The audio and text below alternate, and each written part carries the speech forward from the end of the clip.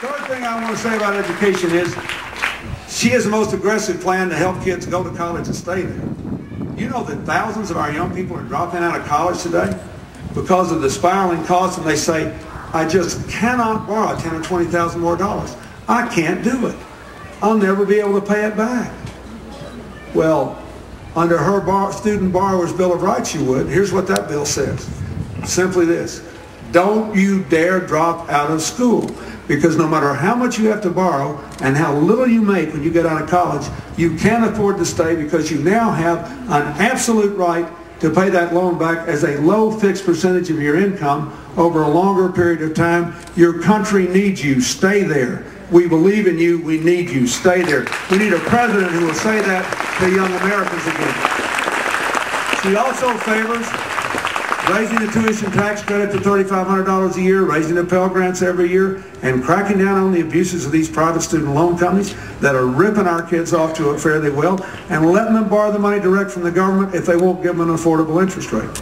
Let me say, we did that when I was president. 10 million more people got aid. And with 10 million more people getting aid, you, the taxpayers, save $4 billion. Why? Because when young people could afford to pay their loans back, they did. You know, when Hillary and I met, we were in law school. We'd both been on our own for several years, supporting ourselves. We didn't have any money. We were up to our ears in debt. But our government loaned us money at 3%. You know what that says to a young person like me? I was from the second poorest state in America. Nobody in my family had ever been to college before. And even my mother didn't think I'd wind up being president. I was just one of the kids. I was standing in line. But here's your government saying to the young people of America, we believe in you. You need a president who will say that to them again. We have got to turn this college situation around, or we are headed for deep trouble over the long run. Now, the last thing I want to say about education is this. We got to get back in the research business. Seriously. We need more money and less politics. This government has politicized research on everything from global warming research to stem cell research. And it's wrong. It's hurt America. And I will just give you, we need more energy research. We need more manufactured materials research. We need much more health research. And let me just give you one example. This is really important. Of the young people in this crowd who are 21 or younger, a stunning percentage of you will live to be 100 years old. Now, whenever I say that, they don't clap. But trust me, the older you get, the better that'll look. It'll look better just every single day. You watch it. There'll come a time when you'll just swoon at the very thought of it. But look, here's the point, the serious point. You don't want them to spend the last 25 years of their life with Alzheimer's. You don't want them to spend the last 35 years of their lives with Parkinson's. You don't want to go another 100 years and we don't know what to do to really reverse multiple sclerosis. More to the point in their lives now, you don't want them to bring their children into a world where we are still tripling the number of kids born with autistic conditions every 20 years, and nobody can tell you what causes it. Oh, everybody who cares has an opinion, but nobody knows. Because we have underinvested in this. She's been one of the leaders on Alzheimer's and autism in the Senate. She believes in this. This is a big deal for America's future. One more example. You don't want to live to be 100 years old and look back and say, you know, I lost my best friend at 35 to this exploding epidemic of diabetes among young people. Something we never had before. And we know it's related to our eating and exercise habits and what's in our food now. We know that. We need to be able to prove that and move this country beyond it. If you vote for her for president, she'll make America the world's best research country again. And it's important.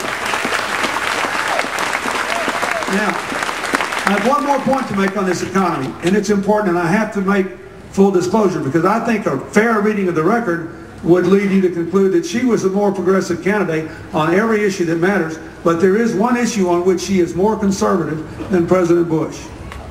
The budget. She liked it when we had balanced budgets, surpluses, and we would have been out of debt if they hadn't abandoned it in about 7 years. And the baby boomers would not be worried about our children's future if we had done it. And I can give you many examples, but here's one example why it's more important. You can go to her website, HillaryClinton.com, and find out how every dollar I've talked about today is accounted for. For example, I've told you she favors tax cuts for middle-income families for health care and education. Also to help save for retirement. Our savings was negative this year for the first time in 70 years. Family savings, negative.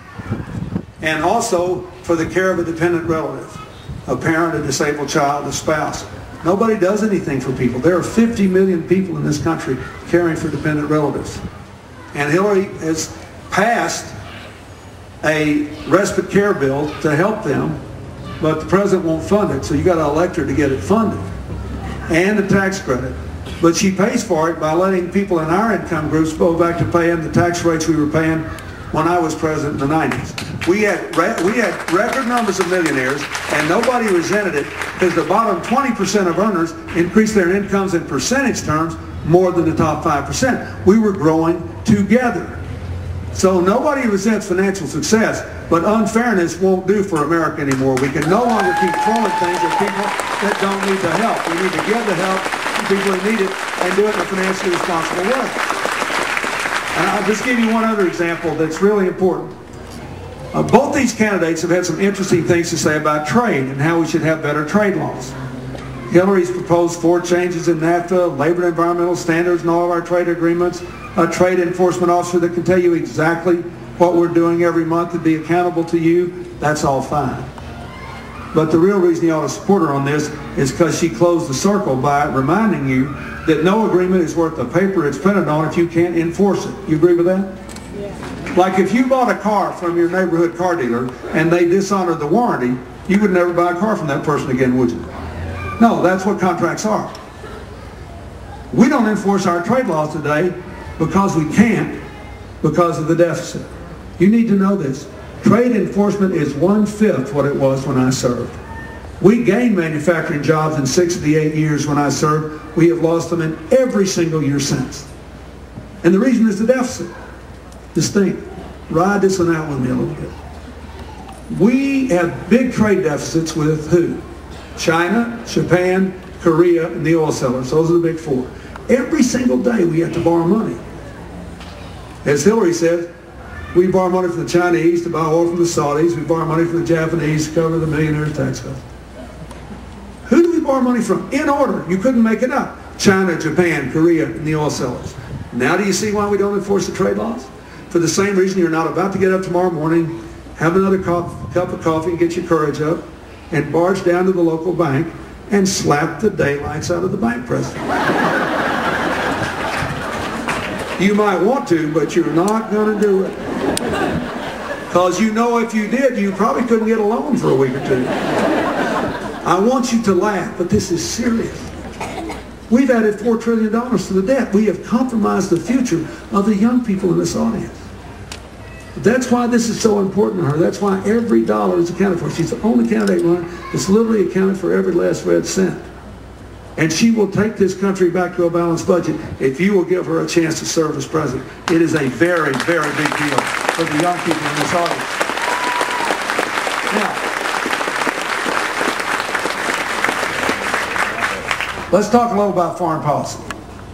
There's Iraq and there's everything else. Let's talk about everything else. America's in trouble for a whole lot of reasons around the world. But it comes down to this.